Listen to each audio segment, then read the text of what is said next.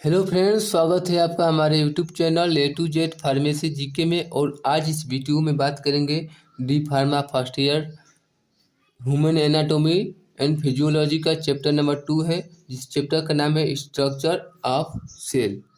Cell का structure, जिसमें हमको components and its functions, components इसका क्या है और इस सेल हमारे बॉडी में क्या क्या कार्य करता है, इसके बारे में पढ़ना है। तो चलिए वीडियो को स्टार्ट करते हैं। सबसे पहले हमारा व्हाट इज सेल, सेल क्या है, ठीक है। तो the cell is defined as the basic structural, ठीक है। यहाँ हमारा basic structural, functional and biological unit of the all known living organism, ठीक है। सेल जो है हमारा क्या है, हम सभी जानते हैं कि हमारा बॉडी की सबसे छोटी जो है इकाई जो है वो सेल होती है, जिससे मिल कर हमारा पूरा बॉडी बनी होती है, ठीक है। सेल जो है हमारे शरीर की सबसे छोटी इकाई होती है और वो एक दूसरे से मिल कर हमारे शरीर का जो है निर्माण होती है। जैसे में हम आपको बता दें उदाहरण में कि एक मकान है, तो मकान ईंट से मिलकर बनी होती है, तो उसमें ईंट जो है एक सेल के बराबर है, जो एक दूसरे से मिलकर एक मकान खड़ा होता है। उसी तरह एक सेल दूसरे सेल से जुड़कर हमारे पूरी बॉडी का निर्माण होता है। वो जो है बेसिक स्ट्रक्चरल है, वो फंक्शनल एंड बायोलॉजिकल यूनिट, ठीक है, of all known living organism, ठीक है।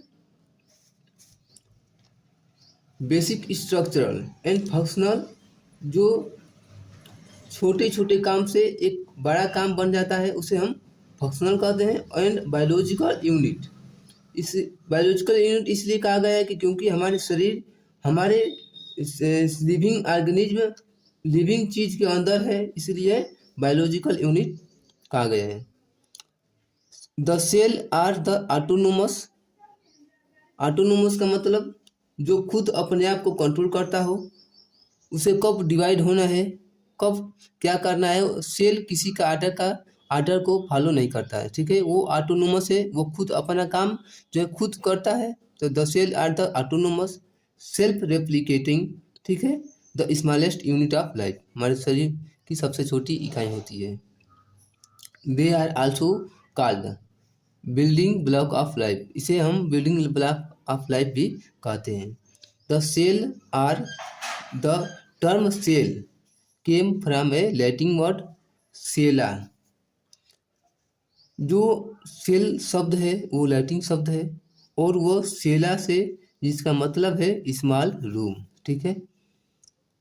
A branch of biology where we study cell is called cell biology. जब हम सेल का अध्ययन करते हैं तो उसे हम सेल बायोलॉजी कहते हैं, सेलुलर बायोलॉजी या साइटोलॉजी, ठीक है, साइटोलॉजी कहते हैं। In 1665 English scientist and architect Robert Hooke first discovery the cell. Cell का फर्स्ट डिस्कवरी जो है रॉबर्ट हुक ने 1665 ईस्वी में किया था, ठीक है। ये हमारा हो गया व्हाट इज सेल, में सेल क्या है, सेल के बारे में ये हो गया। अब बात करेंगे डिफिनीशन, इसी में से डिफिनीशन बनाएंगे। Definition of cell, a cell is defined as the smallest basic unit of life. Cell एक हमारे क्या है, सबसे छोटी इकाई होती है, दैट की रिस्पॉन्सिबल, वो जिम्मेदार है, from all of the life process, हमारे जीवन हमारे शरीर की जो है सभी प्रोसेस को कंट्रोल कौन करता है, सेल, ठीक है। उसे क्या करना है, जिसमें हम सांस लेना, सांस छोड़ना, यूरिन जो है बाहर निकल शरीर से यूरिन बाहर निकलना, वो सब जो है कंट्रोल क्या करता है, सेल कंट्रोल करता है।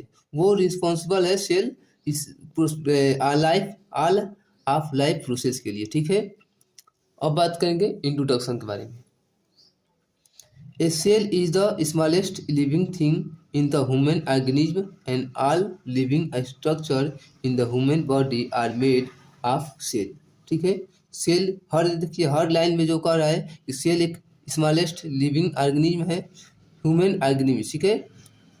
सेल एक सबसे छोटी इकाई है जो ऑल लिविंग स्ट्रक्चर है, ठीक है। And human body made of the cell, हमारे पूरा शरीर जो है एक सेल दूसरे सेल से मिलकर पूरे हमारा शरीर के पूरे जो है स्ट्रक्चर जो है एक सेल से ही बना है।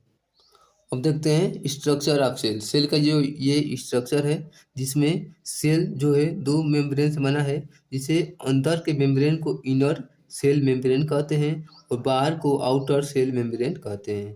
जिसमें हमारा माइटोकॉन्ड्रिया है जो पावर हमारे शरीर को ऊर्जा प्रदान करता है, जिसे हम पावर ऑफ हाउस कहते हैं। ये हमारा गोल्जी अपरेटस है जो हमारे कोई भी जब न्यूट्रिशन खाते हैं अपने शरीर में लेते हैं तो वो प्रोटीन कार्बोहाइड्रेट फैट जो भी होता है लिपिड उसको एब्जॉर्ब करता है, और जब सेल को जो है हमारे शरीर को जो प्रोटीन की काम लगता है तो वो धीरे धीरे रिलीज करता है, गोल्जी ऑपरेटर्स कहते हैं। ठीक है, ये हमारा गोल्जी वेसल्स है, ये हमारा लाइसोसोम है। ठीक है, ये हमारा सेल मेम्ब्रेन जिसको हम प्लाज्मा मेम्ब्रेन भी कहते हैं। ठीक है, जिसमें अंदर जो फ्लूइड जिसमें ये वाला अंदर जो फ्लूइड है इसे हम साइटोप्लाज्म कहते हैं। ठीक है, ये हमारा राइबोसोम है, ये हमारा, ठीक है, ये हमारा ये सेंट्रियोल्स है। ठीक है, अब बात करेंगे ये कुछ टॉपिक के बारे में। इसमें कह रहा है कि there are different type of cell in the human body. Human body के अंतर्गत डिफरेंट टाइप्स ऑफ सेल, मतलब डिफरेंट टाइप्स के जो है सेल पाए जाते हैं, विच वेरी इन शेप, जिसका जो है अलग अलग प्रकार का शेप होता है, एंड फंक्शंस, वो अलग अलग प्रकार के कार्य करते हैं। ठीक है, all cell have three main part. कोई भी सेल हो, लेकिन सभी सेल के जो है तीन मेन पार्ट, जो यहाँ पर कहा है थ्री मेन पार्ट होता है। द प्लाज्मा होता है, प्लाज्मा मेम्ब्रेन। द साइटोप्लाज्म होता है, एंड द न्यूक्लियस। ठीक है, कोई भी सेल का जो है थ्री मेन पार्ट होता है, plasma membrane, cytoplasm and the nucleus. ठीक है, the plasma membrane often called the cell membrane. Plasma membrane को ही क्या कहते हैं हम, सेल मेम्ब्रेन भी कहते हैं। ठीक है, is a thin flexible barrier that separate the inside of cell from the environment outside the cell and regulate what can pass in out of the cell. ठीक है, यहाँ पर क्या कह रहा है कि जो भी हमारा ये प्लाज्मा मेम्ब्रेन जो क्या करता है, जैसे मैं बता दूं, जिससे में ये हमारा सेल है। ठीक है, ये हमारा सेल है,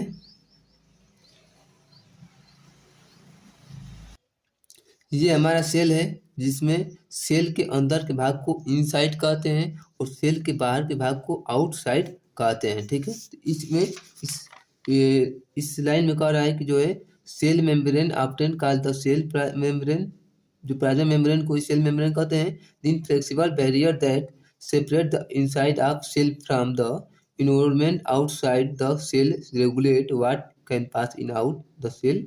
ठीक है, ये जो है क्या करता है, प्लाज्मा मेम्ब्रेन जो भी चीज़ है जो है सेल के बाहर की चीज़ों को, जो जो भी ये माहौल है, ये बाहर की चीज़ों को ना अंदर जाने देता है, जो ना ही अंदर की चीज़ें के बाहर को आने देता है। ये रेगुलेट करता है, ये ना अंदर की चीज़ बाहर आए और ना ही बाहर की चीज़ अंदर जाए। ठीक है, इसका ये रेगुलेट करता है। ठीक है, internally the called is divided into the cytoplasm. Cell के अंदर के भाग को दो भागों में बांटा गया है। ठीक, divided into the cytoplasm and nucleus. ठीक है, जो सेल के जो अंदर भाग है इसको जो है दो भागों में बांटा गया है, एक है हमारा ये साइटोप्लाज्म एंड द न्यूक्लियस। ठीक है, ये न्यूक्लियस।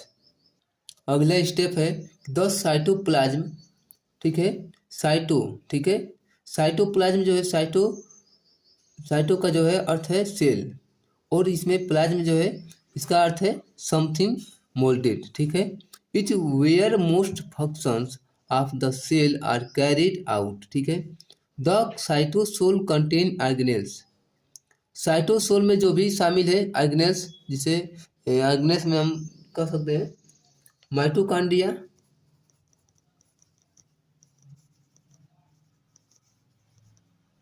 माइटोकॉन्ड्रिया है, ठीक है। हमारा माइटोकॉन्ड्रिया सेल ऑर्गेनेल्स में माइटोकॉन्ड्रिया आ जाएगा और गोल्गी बॉडी, ठीक है। And many molecules and ion involve, इसमें विभिन्न प्रकार के मोलेकुल्स और आयन इन्वॉल्व होते हैं जो सेल फंक्शंस, मतलब कि जो सेल के कार्य को करने के लिए सहायक करते हैं, ठीक है, सहायता प्रदान करते हैं। डिफरेंट ऑर्गेनेल्स, विभिन्न प्रकार के जो भी ऑर्गेनेल्स है, आल्सो परफॉर्म डिफरेंट सेल, विभिन्न प्रकार के सेल के जो कार्य हैं, एंड और many are also separate from the cytosol by membrane, ठीक है।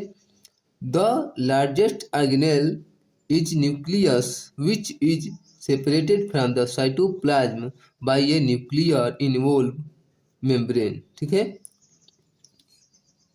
The largest organelle, largest organelle मतलब कि जो है इज न्यूक्लियस, जो है हमारे हमारे सेल में न्यूक्लियस जो है हमारा सबसे लार्जेस्ट ऑर्गेनेल्स है, जो डीएनए के पास कुछ कोडिंग, जो यहाँ पर कह रहा है कि जो nuclear membrane, it contain the DNA, DNA में जीन होता है that code of protein, DNA के जो भी necessary for the cell of functions, ठीक है।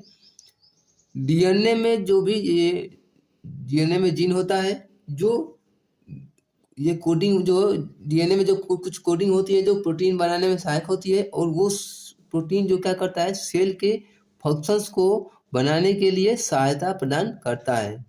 अगला स्टेप है कि जनरली स्पीकिंग, मतलब कि आम तौर पर कहा जा सकता है कि the inside environment of a cell is called the intracellular fluid, ICF, ठीक है।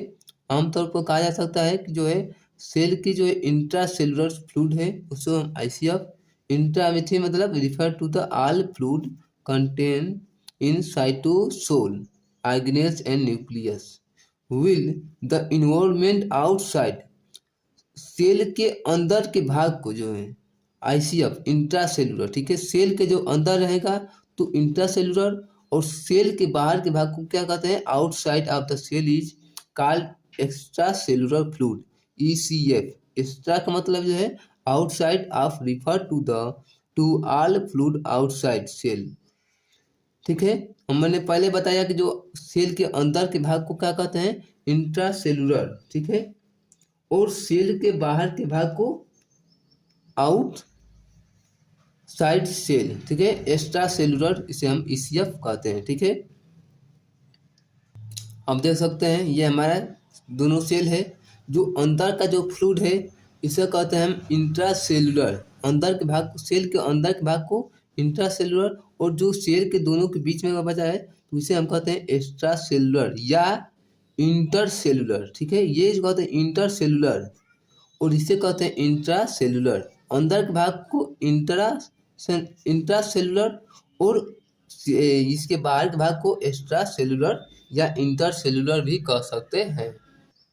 अगला स्टेप है कि plasma the fluid part of blood, plasma क्या है, ब्लड का फ्लूइड पार्ट है, is the only ECF compartment that link all cell in the body, जो है क्या करता है, यह प्लाज्मा जो है एक ऐसे चीज है जो बॉडी के पूरे सेल को एक साथ लिंक करके रखता है, ठीक है। बॉडी के जो भी पूरे जो भी पार्ट है उसको एक लिंक बनाकर जो है वह रखता है, ठीक है। अब बात करेंगे सेल ऑर्गेनेल्स, सेल ऑर्गेनेल्स किसे हम कहते हैं, ठीक है, क्या है सेल ऑर्गेनेल्स, जो है सेल के कोई भी पार्ट, सेल के कोई भी पार्ट हो उसे हम सेल ऑर्गेनेल्स कह सकते हैं, ठीक है, या कहते हैं। इसमें है स्टेप पहला कि N organelles is a sub cellular structure that has one or more specific job in to perform in the cell which much link an organ does in the body. The cytoplasm contain many different organelles each with a specialized functions. Cytoplasm का जो है many different organelles, मतलब कि विभिन्न प्रकार के जो है ऑर्गेनेल्स है वो क्या करता है, इसका मेन जो है फंक्शंस होता है, मेन जो है इसका स्पेशलाइज मतलब कि प्रमुख कार्य करते हैं। अगला स्टेप है कि दस nucleus is the largest cellular organelle but is not considered part of the cytoplasm. यहाँ पर कह रहा है कि न्यूक्लियस जो है सेलुलर ऑर्गेनेल्स का जो है लार्जेस्ट पार्ट होता है, लेकिन is not considered part of the cytoplasm. ठीक है, ये हम जो है साइटोप्लाज्म जो है साइटोप्लाज्म का जो है भाग हम न्यूक्लियस को नहीं मानते हैं। ठीक है, न्यूक्लियस को साइटोप्लाज्म का भाग नहीं मानते हैं। इसमें देखिए अगला स्टेप है सिंगल मेम्ब्रेन बाउंड ऑर्गेनेल्स वैक्यूबल, मतलब कि जो है देखिए कुछ इसमें क्या होता है कि कुछ जो है सेल के ऊपर सिंगल मेम्ब्रेन पाई जाती है और कुछ सेल के ऊपर डबल मेम्ब्रेन। यहाँ पर दिया है सिंगल मेम्ब्रेन और यहाँ पर दिया है डबल मेम्ब्रेन। ठीक है, अब सिंगल मेम्ब्रेन को समझते हैं। सिंगल मेम्ब्रेन में क्या क्या होता है, तो यहाँ पर है vacuole, lysosome, Golgi apparatus, endoplasmic reticulum are single membrane bound organelles present only in a eukaryotic cell.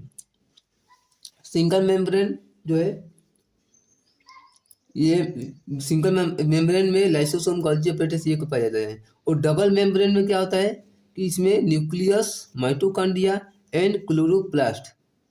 ठीक है, the double membrane bound organelles present only a eukaryotic cell. अब बात है कि सिंगल मेम्ब्रेन क्या है। ठीक है, कुछ सेल के ऊपर सिंगल मेम्ब्रेन क्यों लगा होता है और कुछ सेल के ऊपर डबल मेम्ब्रेन क्यों लगा होता है, तो हम जानेंगे सिंगल मेम्ब्रेन का कार्य क्या है।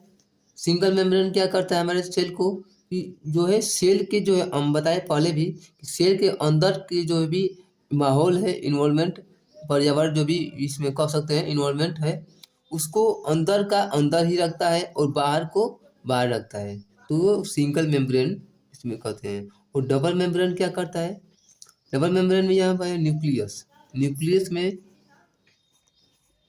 डीएनए पाया जाता है। ठीक है, न्यूक्लियस में डीएनए होता है, माइटोकॉन्ड्रिया में डीएनए होता है एंड क्लोरोप्लास्ट, क्लोरोप्लास्ट में, क्लोरोप्लास्ट क्या है, क्लोरोप्लास्ट जो है ह्यूमन बॉडी के अंदर नहीं पाया जाता, ये जो है प्लांट सेल है। ठीक है, इसमें ये जो क्लोरोप्लास्ट है ये प्लांट में पाया जाता है।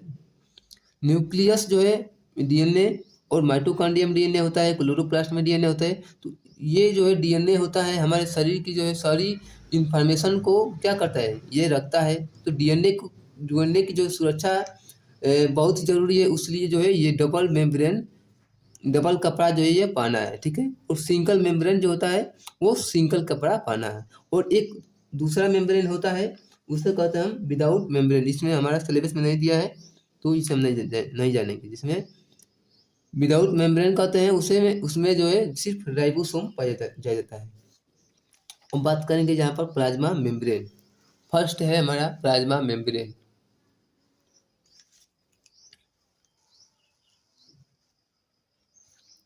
प्लाज्मा मेम्ब्रेन ही हमारा है, स्ट्रक्चर उसका है। देखिए ये हमारा प्लाज्मा मेम्ब्रेन का स्ट्रक्चर है, जिसमें हम देखेंगे ये हमारा ये ग्रीन कलर का ये प्रोटीन है। ठीक है, जिसमें हम देखेंगे इसमें ये जो है दो सिंगल मेम्ब्रेन, ठीक है, दो लेयर का जो है एक सिंगल मेम्ब्रेन होता है, इसमें डबल मेम्ब्रेन था। ठीक है, डबल मेम्ब्रेन था इसमें। ठीक है, लेकिन इसमें जो है दो लेयर का सिंगल मेम्ब्रेन, ये फर्स्ट लेयर है और ये सेकेंड लेयर। देखिए ये पहला का ये फर्स्ट लेयर, ये सेकेंड लेयर, दोनों मिलाकर जो है एक सिंगल मेम्ब्रेन बना है। देख सकते हैं आप, लेयर 1 है यहाँ पर और ये लेयर 2, दोनों मिलाकर जो है ये सिंगल मेम्ब्रेन बना है। ठीक है, इसे कहते कुछ देखिए कुछ प्रोटीन जो है हमारा, ये प्रोटीन देख सकते हैं आप, ये जो है प्रोटीन एक सिर्फ सरफेस पर है, तो इसे कह सकते हैं हम क्या, ये जो है हमारा जो सरफेस पर होता है उसे हम पेरीफेरल प्रोटीन, इसे हम पेरीफेरल प्रोटीन कहते हैं। ये जो है हमारे ये जो संरचना है, संरचना की बात करें तो जिसे फ्लूइड मोजाइक मॉडल कहते हैं, जिसे सिंगर एंड निकोलसन ने दिया था। ठीक है, फ्लूइड मोजाइक मॉडल, इसमें आप देख सकते हैं इसमें कुछ प्रोटीन सरफेस पर होते हैं, उसे हम पेरीफेरल प्रोटीन कहते हैं। कुछ जो प्रोटीन बीच से जो इस तरह बना होता है, ठीक है, दोनों दोनों जो है लेयर पर बना होता है, तो इसे हम कहते हैं इंटीग्रल प्रोटीन। ठीक है, इसको अगर आप गोला में करेंगे तो इस तरह बनेगा। आप देख सकते हैं चैनल की तरह इस ये बना है, साइटोप्लाज्म में जो चैनल की तरह बना है, इसमें अंदर के भाग सेल, ये भाग को सेल मेम्ब्रेन कहते हैं, और इसमें एक्स्ट्रा सेलुलर शेप स्पेस कहते हैं। ठीक है, हम बात करेंगे कि स्ट्रक्चर ऑफ सेल मेम्ब्रेन, इसका स्ट्रक्चर के बारे में कुछ स्टेप दिया है, तो इसके बारे में बात करेंगे। The cell, the plasma cell membrane, plasma को ही क्या कहते हैं हम, सेल मेम्ब्रेन कहते हैं। Separate the inner involvement of cell from the extra cellular fluid. इसमें क्या है कि प्लाज्मा मेम्ब्रेन क्या करता है, अंदर के भाग को जो है, अंदर के जो है सेल के अंदर के भाग को इनर, ठीक है, और बाहर को एक्स्ट्रा सेलुलर। तो इनर इनर मतलब अब सेल के अंदर के भाग को जो है माहौल को जो है सेपरेट करता है, और बाहर के भाग को बाहर, ठीक है, extra cellular fluid. It is composed of a fluid phospholipid bilayer two layer of phospholipid. इसमें आप देख सकते हैं स्ट्रक्चर में जो बीच का भाग है पीला वाला, येलो वाला, तो ये येलो वाला ये दोनों लेयर के बीच का जो भाग है ये फास्फोलिपिड्स है। ठीक है, एंड अदर मोलिक्यूल। स्ट्रक्चर में आप देख सकते हैं कुछ प्रोटीन के ऊपर जो है इस तरह बना है, ये दाना दाने जैसा, तो ये जो है हमारा कुछ प्रोटीन के ऊपर जो है कार्बोहाइड्रेट लगा होता है, तो इसको क्या कहते हैं हम, ग्लाइकोप्रोटीन। ये ग्लाइकोप्रोटीन हमारे शरीर में क्या करता है, जिससे कोई भी सेल को जो है नेम प्लेट का काम करता है। ठीक है, नाम आइडेंटिफिकेशन टेस्ट का जो है आइडेंटिफिकेशन नाम देता है, आइडेंटिफिकेशन टेस्ट करता है। ठीक है, और बात करेंगे इसका,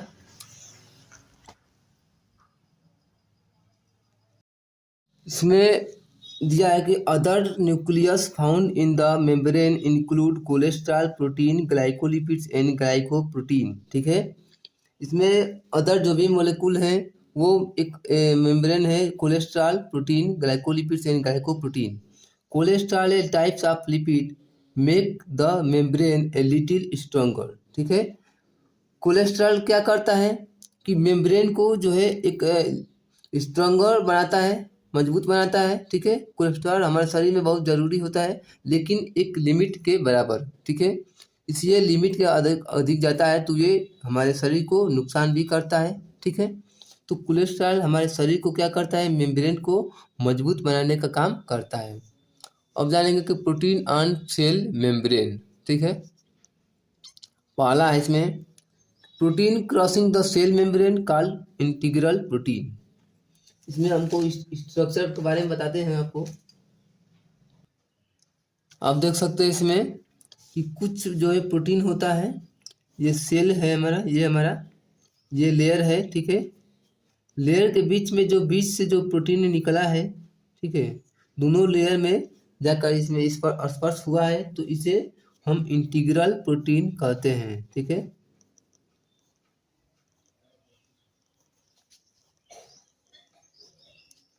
इंटीग्रल प्रोटीन। इस लाइन में कहा है कि protein crossing the cell membrane, ये सेल मेम्ब्रेन को क्रॉस किया है, तो इसे हम क्या कहते हैं, इंटीग्रल प्रोटीन। ठीक है, दूसरा है protein found on its surface called peripheral protein. कुछ प्रोटीन कैसा है, ऐसा है सिर्फ सरफेस पर जाकर स्पर्श हुआ है, तो इसे क्या कहते हैं हम, पेरीफेरल प्रोटीन। तीसरा है कि channel and transporter protein regulate the movement of specific molecule and ions and out of cell. कुछ प्रोटीन जो है हमारा चैनल की तरह बना है, इस तरह। ठीक है, तो कुछ प्रोटीन जो है हम ये चैनल की तरह बना है, तो उसे हम क्या कहेंगे, चैनल बना लेती है। तो चैनल प्रोटीन का कार्य जो है हमारा क्या करता है, वो मोलिक्यूल्स को अंदर बाहर जाने आने में जो है मदद करती है। ठीक है, ये हमारा चौथा है कि receptor protein in the membrane in tight change in cell activity by binding and responding to chemical signal such as hormone. ठीक है, रिसेप्टर प्रोटीन क्या है, कि जो है कुछ जो है प्रोटीन ऐसे है, ठीक है, ये हमारा प्रोटीन है, ये हमारा सेल मेम्ब्रेन के ऊपर ये हमारा प्रोटीन है। तो यहाँ से जो है कुछ प्रोटीन ऐसे आती है, हार्मोन्स जो भी हमारे यहाँ पर आता है, मेडिसिन आता है, जो भी हम मेडिसिन खाते हैं तो वो यहाँ से जो है उसे एब्जॉर्ब करता है और वो सेल में यहाँ से एब्जॉर्ब करने के बाद वो सेल में भेज देता है। जो भी हम हार्मोन लेते हैं, मेडिसिन लेते हैं, वो यहाँ से एब्जॉर्ब करता है और यह सेल नीचे की तरफ सेल में भेज देता है, तो रिसीव करेगी और सेल के अंदर भेज देता है। इसे हम रिसेप्टर प्रोटीन कहते हैं, रिसेप्टर प्रोटीन। रिसेप्टर प्रोटीन समझ में आ गया? ये इस तरह होता है, उसमें से आता है हार्मोन, जो भी ये मेडिसिन लेते हैं वो यहाँ से रिसीव करके सेल में भेजने का काम करता है, उसे हम रिसेप्टर प्रोटीन कहते हैं, ठीक है। और पांचवा है other protein include those that act as structural anchor to bind boring cell and enzymes glycoprotein lipid the membrane identification test, ठीक है, लाइक लेबल एंड द वो कह रहा है कि आइडेंटिफिकेशन नेम देता है और ये ग्लाइकोलिपिड जो होता है हमारा आइडेंटिफिकेशन करता है और जो है लेबल प्रदान करता है and the extra cellular surface of the membrane. पांचवा स्टेप में क्या कर रहा है हमारा अदर प्रोटीन इंक्लूड, ठीक है। कुछ प्रोटीन जो ऐसा होते हैं जो अगल बगल के सेल को क्या करते हैं, एक साथ रखते हैं, बांध कर रखते हैं, और कुछ प्रोटीन ऐसे होते हैं जो एंजाइम को बांध कर रखते हैं, ठीक है। Enzyme glycolipids, glycoprotein and glycolipids in the membrane, ठीक है। ये नेम प्लेट और ये नेम प्लेट की तरह काम करता है, ठीक है, नेम प्लेट का काम करता है, ठीक है, ग्लाइकोप्रोटीन और ग्लाइकोलिपिड्स, ठीक है। अब बात करेंगे फंक्शन ऑफ प्लाज्मा मेम्ब्रेन।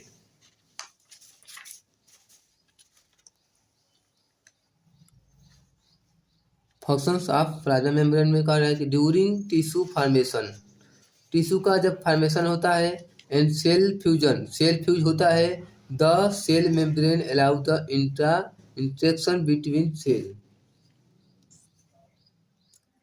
इसमें कह रहा है कि जब टिश्यू का जो है फॉर्मेशन होता है और सेल फ्यूज होता है, and cell membrane allow the interaction between cell, दो सेल के बीच इंटरेक्शन करवाती है, ठीक है। इसमें पांचवा स्टेप है यहाँ पर तीसरा, the cell membrane provides a shape, cell membrane को जो है शेप प्रोवाइड करवाती है, to the cell and enclose the cell and its components from the external environment, ठीक है।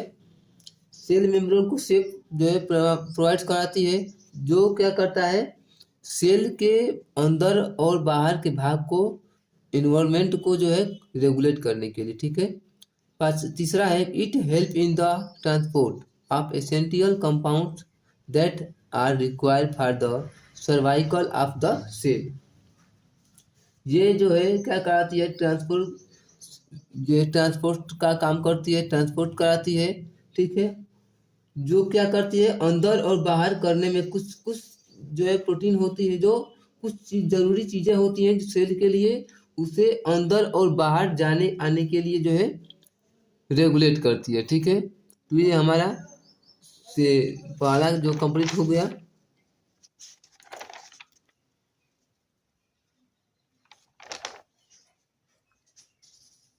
सेल मेम्ब्रेन, पहला जो इसमें था हमारा पहला सेल मेम्ब्रेन कंप्लीट हो गया। अगर आपको वीडियो पसंद आया हो तो वीडियो को लाइक करें। अगर आप हमारे चैनल पर नए हैं तो चैनल को प्लीज़ सब्सक्राइब करें, ताकि ऐसे ही वीडियो आपको मिलता रहे। मिलते हैं नेक्स्ट वीडियो में, तब तक के लिए धन्यवाद।